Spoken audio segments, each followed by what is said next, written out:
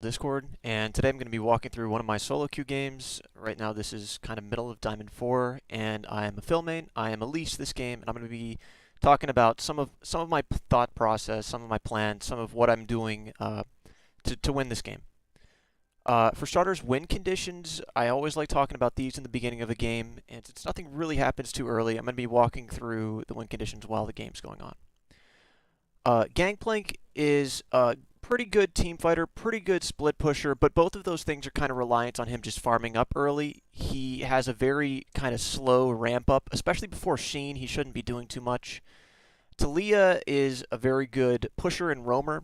Bot lane has a lot of poke between the Karma, and Vayne's actually pretty reasonable in a really reasonable spot now too, especially into something like a Jhin. And Zyra also has a lot of poke. Okay, so bot lane is very poke heavy, means they're both going to be playing pretty aggressive. And mid lane, they for some reason have a Nami, which partially means that any poke that Talia gets off on the Nami is not going to matter, and the Talia is going to outscale anyways. Since they have a Cho'Gath, I'm not going to really be able to punish that too much either. Okay, so Gangplank, he's got to get time to amp up. The Talia is going to, probably outscale anyways, and it's going to be a meh gank, but I'll still be looking for it. But the bot lane is going to be my focus here whenever I can. I want to be looking to bot lane. So my first clear, I'm planning on doing a standard clear towards top side, and then recalling and getting something bottom, trying to pressure bottom. That's my plan initially. I want to start down here just because whenever I start on Elise, I always start a pink ward too, which makes it your first clear a little less healthy, and I want the better leash. This is a really kind of meh pink ward spot. I was really hesitant to put it anywhere, but I didn't. I was mostly wanting to use this to try and control Dragon, because Shyvana is always going to be wanting to look for this. Shyvana always tries to cheese this. So my pink ward over here is meant purely to protect Dragon. I could have warded this bush, but I didn't think the Nami was going to be roaming. So this would only have been to really defend from the Shyvana ganking mid. And again, I don't even think the Shyvana is going to be ganking too much. Shyvana is a jungler that's like farm, farm, farm, sneak a dragon, farm, farm, farm, sneak a dragon, start split pushing, be able to 1v5. You know, that's how she plays. So I'm not too concerned, but this is not where I would have normally put it. I would have normally put it over here, or even in the river over here, or over here to stop mid lane ganks early. With Elise, you can really easily jungle aggro between your spiderlings, and there's not too much that goes on here. So whenever I do my camp, I take a potion, and I don't smite this, and I'm healing up. If you constantly swap between your human and your spider form, you're able to heal up, see, quite considerably. She has a very healthy clear. I look for level 3, not really because I'm afraid of the Shyvana, but because I feel like it's going to help my clear out a little bit. I'm just spending some time doing that so that way, I don't know, I have more Dark Harvest stacks. It's not necessary to stick for the third camp. You could always just go to your buff. With our vision right now, we don't know where Shyvana is, but I know she's going to be going top with the way this wave is. Gangplank does have it warded, and then he sees her over here. So, look at this. This isn't even me. This is the Talia and the Karma. At every roll, you see how the Gangplank did take a little while to react? You need a ping whenever you see someone. Luckily, the Shyvana was too low to gank, and luckily that they really didn't want this too much, because the Cho'Gath had already used his spells, and he's got pretty significant cooldowns. He was using it to try and wave clear this. He's got a big wave too. See, he used it here. He doesn't have an engage and no chase potential. So they get out. So because I saw the Shyvana, I'm looking to stay up here a little bit longer and see if she was going to return gank, and she doesn't, so I'm walking away. The next thing I think the Shyvana is going to gank is mid. So I'm walking over here, and I'm looking to try and counter gank mid, just because my laners are so far pushed. And since I don't see her right away, I'm not wasting any time, and I'm sticking with my initial plan of just heading bot lane. I walk straight through the lane, I put another ward down, and I go bottom. This is my plan throughout the entire game, just to gank this early. It's a very poke-heavy lane, and we force this really hard, and I miss my shit, but we still get the kill. This is kind of awareness of a lot of different things. From the start of the game, I knew my gank condition was to come bottom. This is really early to be ganking bottom too. 4 minutes is like whenever I would expect the jungler to be bottom, and this is way ahead of that. The only way that they would have expected this is if they saw me mid, or if they saw me on something that was coming down here, which would have been like some cheesy ward. I don't think that they should have really been expecting it. So this early gank, it's going to be able to put this lane ahead, and this is where my win condition is: a Vayne to chop down the Cho'Gath and the Shyvana, right? A Karma to peel for her, shutting down these guys so they can't siege, and then all they have is split push, and we'll dive them, right? We'll look for our pick. So that's my win condition, right? That's why I focused this lane. Even though I saw the Shyvana was up here, I wasn't waiting around and wasting any time. Whenever I saw there was a ward over here, my second play was to look and see if she was going to gank mid. Since she wasn't mid right away, I then went back to what I was originally doing. Don't wait around. Don't waste time. Whether or not that means you clear raptors while waiting for a counter gank mid, or you do what I'm doing and play to your win condition. This is what I had originally planned. That's why I wasn't trying to hover around mid a little bit more, but as you can see, hovering around mid could have led to something as well. It's just that I felt like putting this lane ahead would be more impactful.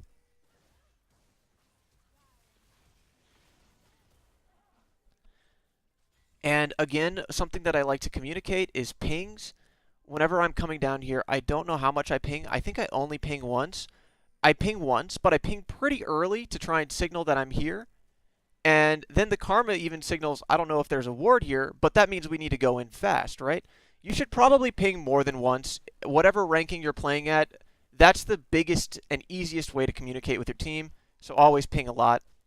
I probably could have done a little bit more here with my flash cocoon, but instead I was trying to save it, and I ended up using it to secure the kill.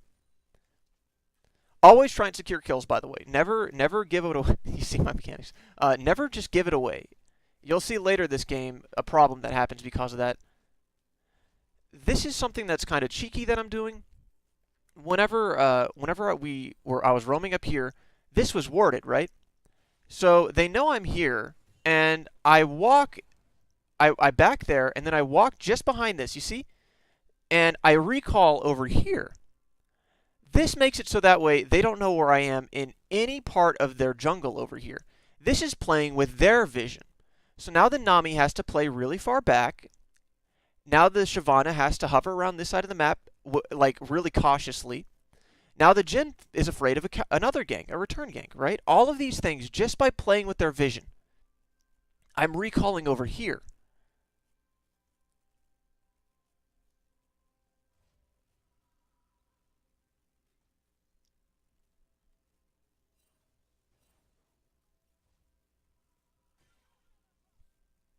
So my plan now is, originally I was like, all right, well, I'm just going to clear down like this, right? I'm going to go back bot lane. But then I see my Gromps already spawned, and I don't actually know the timers for camps. I really don't. But since my Gromp was up, I knew that my Wolves would be up soon. So I was like, okay, I'll just do a clear down like this and look for a faster return gank. My Wolves weren't up right away, so I went to the Gromp first, and then I went up this. This is a little bit of an inefficient pathing thing. But then I don't stay for bottom because we have no vision down here, and it's pretty risky to be trying to push into this. We do see the Zyra show up middle, which also means that the Jhin probably recalled. And we see the Zyra showing up middle pretty late.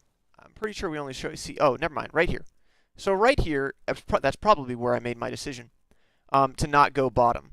Whenever I saw the Zyra was roaming, that means Jhin is not there, which means it would have been a waste of time. Because of that, I decided to just continue my clear up.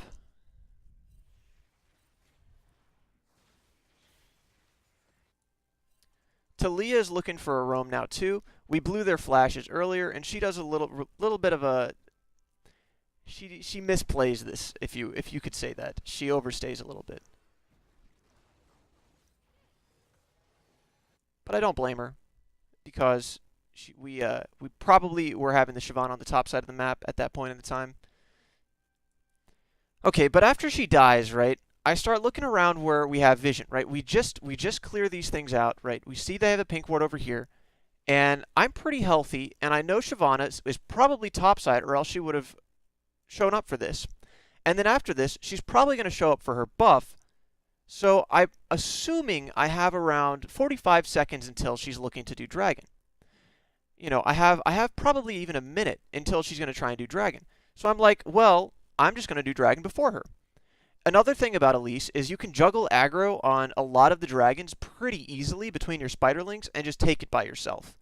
Air Dragon and Water Dragon are both very easy for Elise to take, but my bias usually is I hate dragons. The reason that I'm doing this is because I assume Shyvana wants this, and I don't want to give her the armor and magic resist buff. This will also help Talia because I am going to be jacking all of the blue buffs this game, and that'll help her with her mana. And this will also help Karma. This will help the Gangplank. It'll help everyone out a reasonable amount this game, but mostly I do this to deny. I mostly do this to deny. I don't ever think that dragons are more valuable than turrets, but okay, thinking of turrets, we're probably not going to get anything here because Shyvana should be pressuring this soon, and we don't know where the Zyra is, but Zyra's probably walking back to lane right now, so she's probably going to be here if we're auto-attacking this. Talia isn't even here because she's dead, so there's no reason for me to be over here, and I'm already on the wrong side of the map to be doing something top lane. So this is one of those things where it's like, dragon is the equivalent of a kill in my mind. A ward is also the equivalent of a kill in my mind, so don't say that dragons are valuable or dragons are not valuable. But this is my opportunity to do something for the team right now. I could be just waiting for my blue buff, but instead I'm deciding to do dragon here. Again, if you swap between human and spiderling, you'll see that how easy it is to juggle aggro. I finished that full health and I didn't even need any help. And Shyvana, see, on red buff still. Plenty of time to do it. Very safe take. Originally, my plan was to continue clearing up, but I don't have any camps right now, and I saw Talia going bottom, so I was like, hey, that's a pretty good idea. That's why I kind of stutter-stepped over here. Well, this was not my idea. But I was like, I should show up for this. And it's very free because I cut off their other escape route. That was a very good roam by Talia. I didn't really do anything to set that up. All I did was punish bot lane. And you see how we're doing? Talia, she also somewhat understands our win condition is bottom. We're all playing to bottom, right?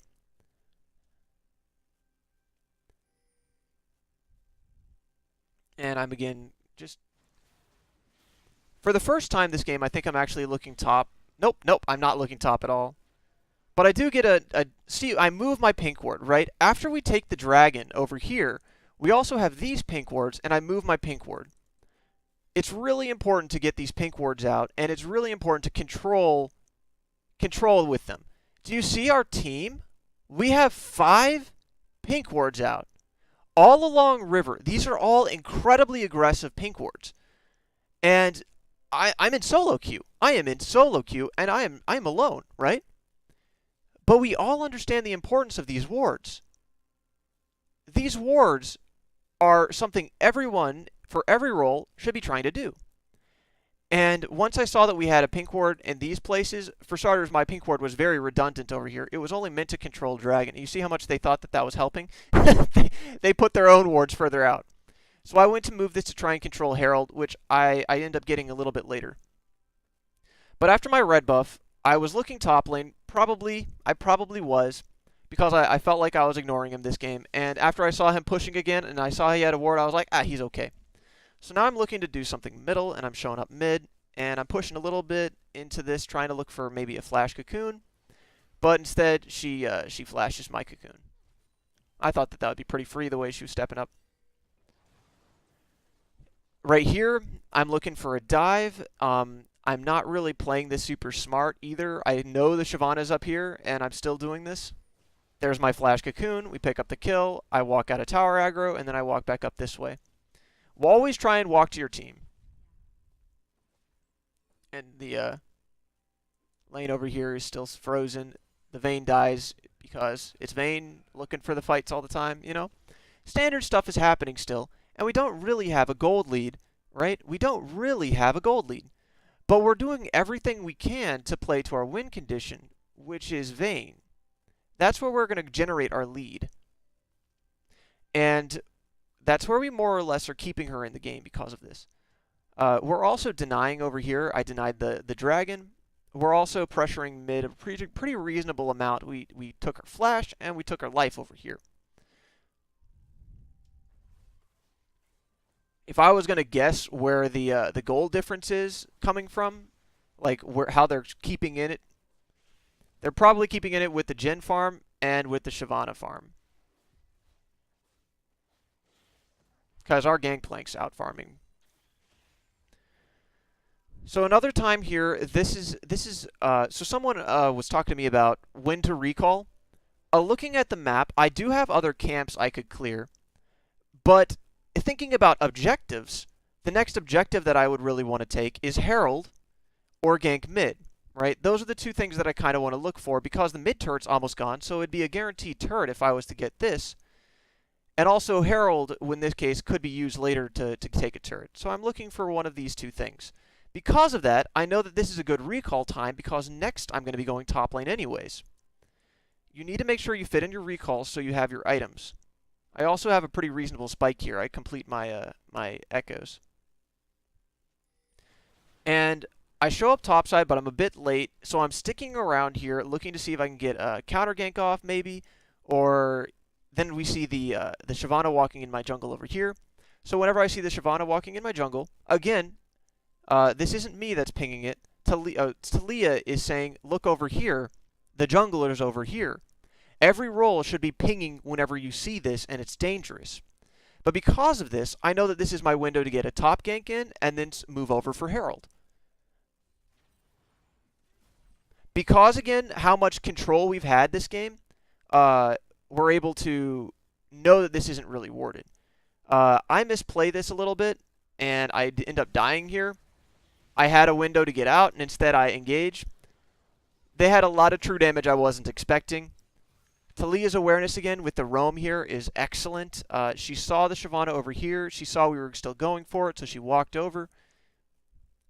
And we end up turning that into a 2 for 2. And we don't get Herald out of it, but we get a 2 for 2.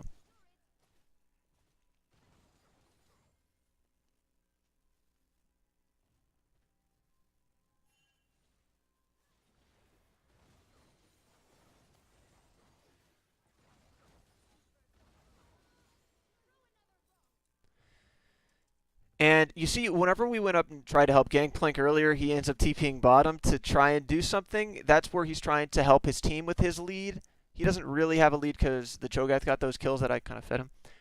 But he's trying to help other lanes. And that's, even though this does not work out, it's something that, because of this gank, it was able to happen.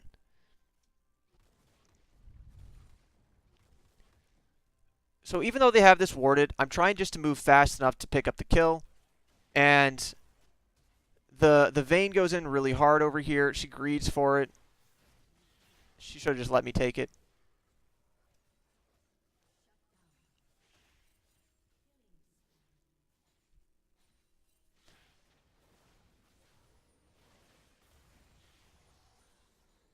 And I greed really hard for the minion wave.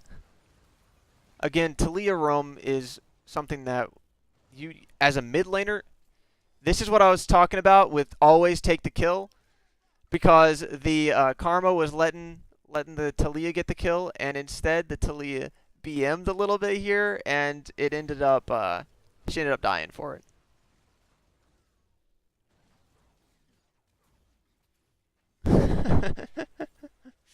Serves her right though.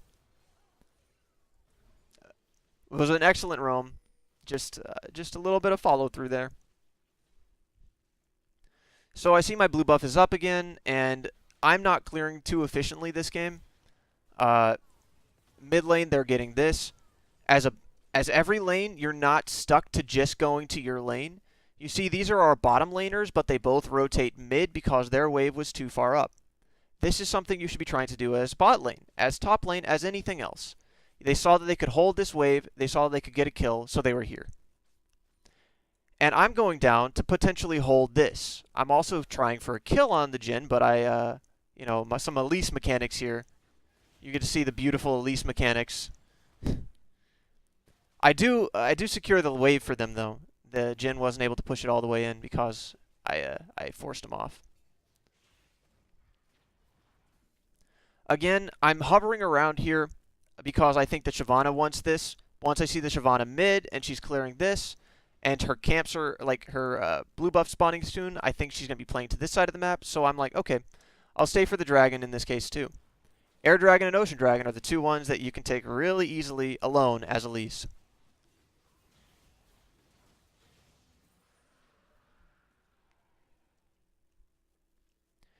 And I'm trying to get a little bit of vision control over here. This is going to help with the Talia roams a little bit. Just to know that it's safe on this side is pretty important. This is also a pretty deep ward to catch Shyvana. You see how we're steadily moving our wards a little bit deeper? This is just progression of the game. My next play would be to try and look up for the Herald, right? That's kind of what I want to do. But whenever I notice that the Shyvana is dead, there's 3 people bottom. What you do to respond to this type of pressure is you create pressure of your own.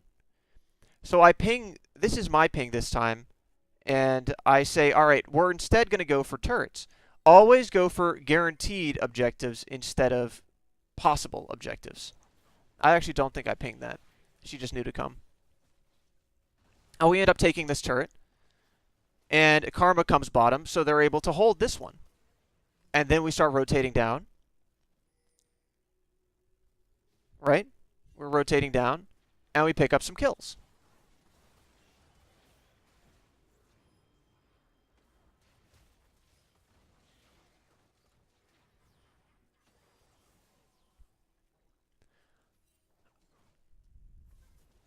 Always go for the guaranteed objective. Always go for the guaranteed objective. I think they actually end up getting Herald this game.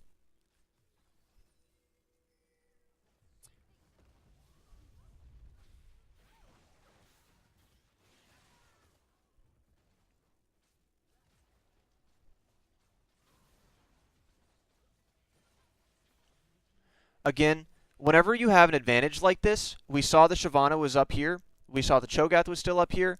We know that we have 4 people down here, and the fastest they can respond to us with 4 people is 12 seconds plus their time walking over here. So what my plan is to hang around, and I'm going to go and I'm going to flank them. That way I'm going to turn this into another turret, and who cares if the Shyvana's up here right now, because how do you respond to pressure? By creating pressure, right?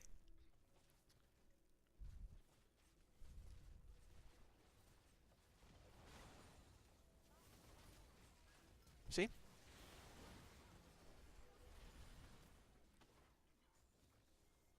And yeah, they get Herald right now. But I would trade a turret for Herald any day. Always take the guaranteed objective. Always take the guaranteed objective.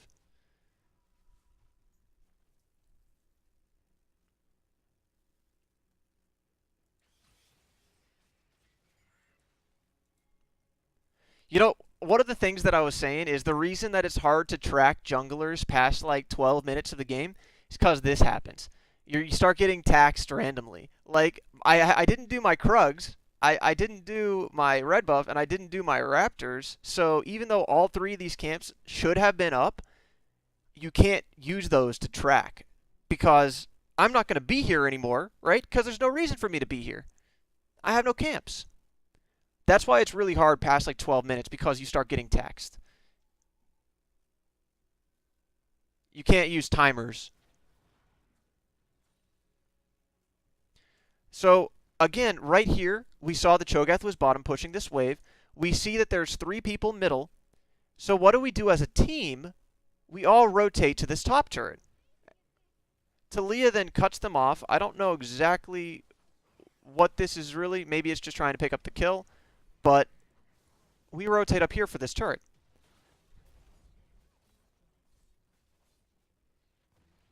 And the Gangplank ends up going back to base to try and stop the Shyvana. He ends up TPing for it too, actually, which is very good. You do want to stop the Herald, because that would have been probably an inhib if he did not go back. We do end up picking up this turret, but this is another little mechanic. You dance between 2 turrets. That is how you siege. You don't want to sit on just one turret. You want to back off like this. Like, you see, we're not going for it. We're backing off, and they're pushing forward whenever no one's here. See? They're pushing forward. They're backing off. We're pushing forward.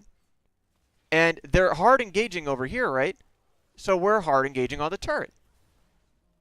We lost 1 kill for that, and 2 because I overstay. I do overstay for the inhib. But you see, this is an example of the situation in reverse. I'm staying when we have no pressure on this other turret, right? There is no reason for me to be here, and my team knows it. The Vayne's like, what are you doing? But I stay, and here's the reason I'm not Masters, because I go and I do a camp, and I go back for that. Oh, I do 2 camps. Do I not go back for it here? I know I die. Oh, yeah, not yet, not yet. I don't die yet. Okay. Well, this is another interesting window here. So Barons come up, and Dragon's also spawning soon. So predicting what Shyvana wants to do, Shyvana is probably going to want to get this next Dragon just because it's Shyvana, right? Well, we also have bot wave that was being pressured by the Gangplank, and we have this inhib open over here. So we have every reason to be playing towards this side of the map just because of Baron and this inhib being open. Well, we also know that they don't have a whole lot of vision over here because we've just been like fighting them in this area and fighting them to their turrets, so they don't have any vision. Right? You see they have no vision up here. None. Nothing. And if you look at trinkets, they don't have any blue trinkets, so they don't have any easy way to check Baron. So at this point of the game, I really want to rush Baron. That's why I'm sticking around here. I want to take the blue buff and then I want to rush Baron. And how do you know to do calls like this? Well, you predict where their vision should be. You predict where you think people are going to be. They're going to be responding to the Gangplank, and they're going to be looking for the dragon. This is prediction based off of Shyvana, based off of how I've been sneaking dragons, based off of the Gangplank pressure, and based off of where they have wards. All of those things contribute to this. Plus, doing it this fast, oftentimes it's not warded in a normal game, and oftentimes it's not thought about.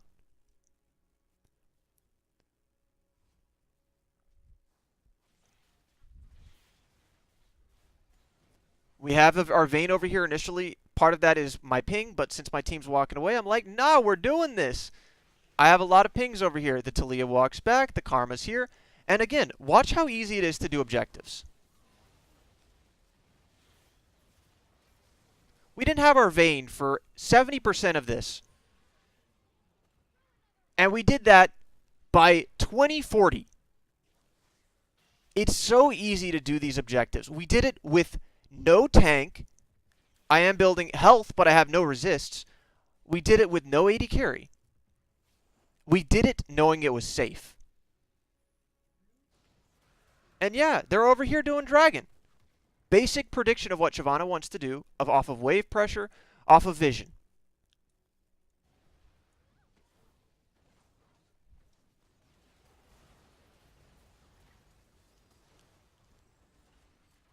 This is probably where I overextend and die. Yeah, this is it. This is it. I waited until I had Baron just to make it exciting.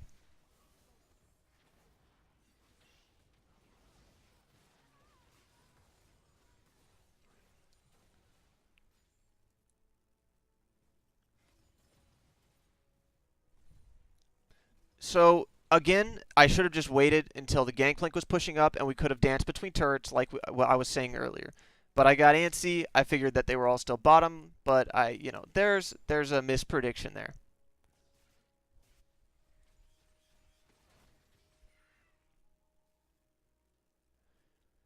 Whenever I come up, I want to go top lane. I actually type to the team here. I say, let's go top. I say Vayne red, let's go top. But Vayne doesn't end up getting red because that would have meant she had to wait for it. So we all just go top, right?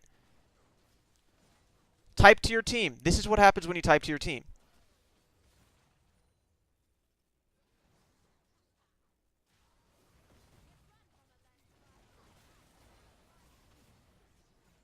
And we got what we wanted. We don't have to look for the fight. You don't have to look for this. We got the inhib already. So now we're rotating away. And here I get caught out and I have to flash. And we're rotating all the way bottom. So why do we rotate all the way bottom? Partially it's because this wave is going to be pushing in the hardest and it's the furthest away. Plus, this gives us the most Baron control. I think that if you can choose one lane to get an inhib for, if you just magically could, always bottom is the best. Now, I wouldn't value it any more than I would value another inhib per se, because if you get a chance to take one, obviously you're going to just take it. You don't usually get that choice. It's off of wave management and a lot of other decisions.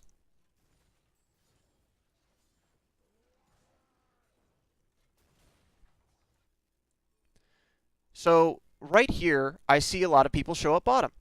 And because of that, I start pinging on the mid wave, and so does the Vayne. Vayne's like, yeah, I agree, let's go mid. And then we see a TP coming in. Our whole team starts grouping here based off of where we saw people. And we get caught out. We do. But we still end up getting out of this. And because of those little leads that we got earlier, those little leads that have been adding up, we have enough to turn on this fight too.